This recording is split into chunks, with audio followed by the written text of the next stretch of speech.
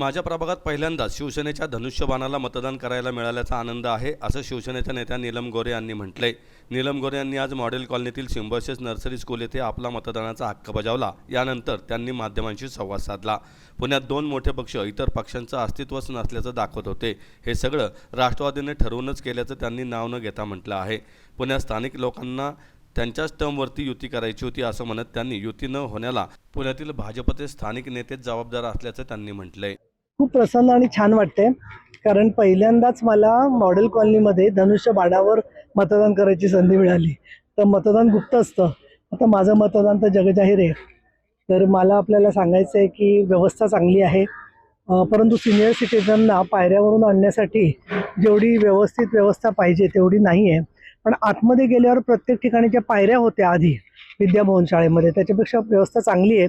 परंतु झालंय काय की मतदार यादीमधले जे जुने मतदार होते, म्हणजे जे वयाने जास्त झालेत उलटे, त्यांना इकडे केलेलं आहे शिफ्ट, आणि बाकीचे जे मतदार आहेत ते तिकडे आहेत।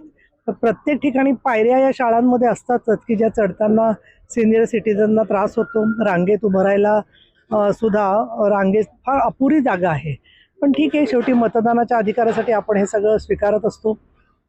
सगळीकडे महाराष्ट्रामध्ये मतदान चाललेलं असताना काल फार अशांत वातावरण होतं, परंतु त्याच्यामुळे मतदान आहे आणि निवडणूक आहे याची जाणीव मतदारांपर्यंत झालेली आहे।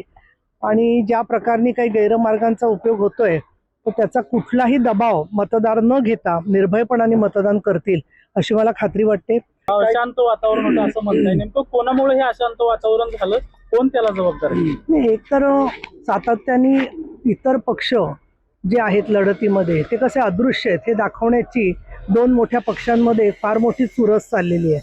आणि त्याच्यामुळे आपला जो चौथा स्तंभ आहे त्यांचेच मन दूषित करून त्यांना प्रभावित करण्याचं राजकारण मोठ्या प्रमाणात चालू आहे, असा मी थेट आरोप करते। असं धरायलाही हरकत नाही आहे की जेणेकरून आमच्या दोघातच चुरस आहे दाखवायचं आणि बाकीचे पक्ष जे आहेत त्यांचं महत्त्व कमी करायचं। तर हे एक कशामुळे राजकारण होतं आहे हे सगळं जगजाहीर आहे। दुसरं मी असं म्हणेन की पैसे वाटणं एक असं आहे की पोलचीट देत असताना निवडणूक आयोगानुसार खर्च द्यावा लागतो की आमच्या एवढा खर्च झालेला आहे, आणि आजसुद्धा जे आज जातात पोलिंग एजंट त्यांची पण जेवणा खाण्याची व्यवस्था करणं हे पक्षांवर बंधनकारक आहे।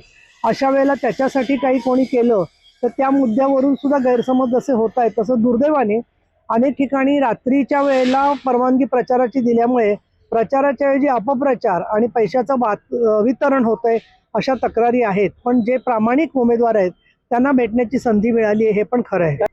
ठरवून झालेला आहे एकमेकांमध्ये? मी दोघांच्या पैकी जे दुसऱ्या नंबरला याची शक्यता असते त्यांच्याकडून ठरवून झालेलं आहे। पाटील यांनी आता आकड्यांचा गणित मांडलेला आहे। मुंबईमध्ये भाजपला 90 जागा, जी शिवसेनेला 40 जागा मिळतील, मान्य आहे तुम्हाला?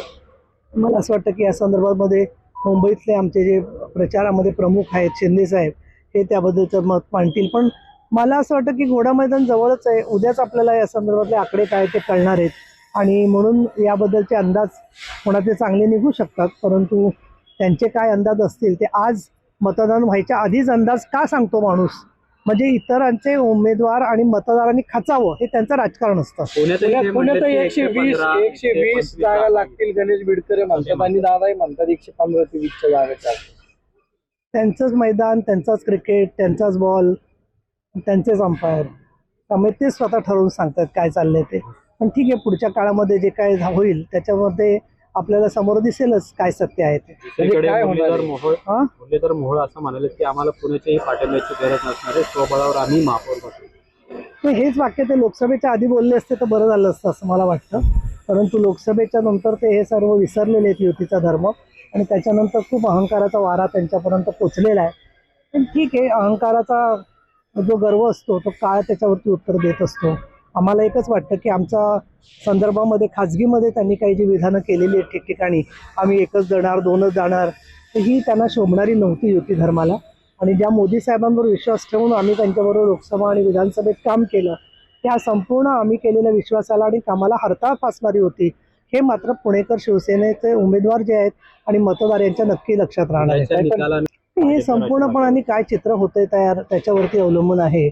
भूमिका प्रत्येकाचं एकमेकाशी वागणं, आपल्या राजकीय भूमिका, शेवटी एक भाग आहे की आम्ही केंद्रामध्ये आणि राज्यामध्ये महायुतीमध्ये आहोत, आणि त्यामुळे अशा प्रकारचे मतभेद जरी झाले तरी सुद्धा त्या मतभेदाच्या पलीकडे आम्ही अनेक वेळेला गेलेलो आहे।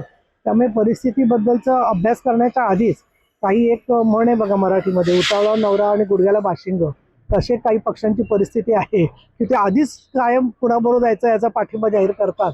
त्यामुळे असला उतावळेपणा आतापर्यंत कधी शिवसेनेने केला नाहीये आणि करणार पण नाहीये.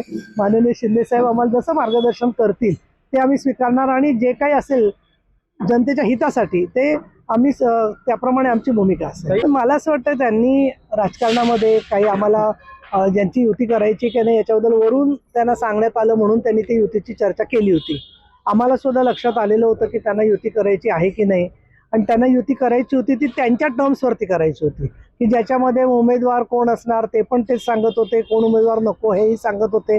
अशा प्रकारे आमचे दंगेकरांसारख्या जे आमचे उमेदवार होते त्यांच्या घरात आम्ही 2 तिकीटं देणार नाही अशी त्यांनी भाषा वापरली होती. हे आम्हाला कधी कुठलाही स्वाभिमानी पक्ष या गोष्टी मान्य करणार नाहीये आणि धडा वगैरेचा प्रश्न नाहीये. मला असं वाटतं की या निवडणुकीमध्येच त्यांना जे काही परिश्रम करायला लागलेले आहेत त्याच्यामध्ये त्यांना त्याची जाणीव झाली असेल.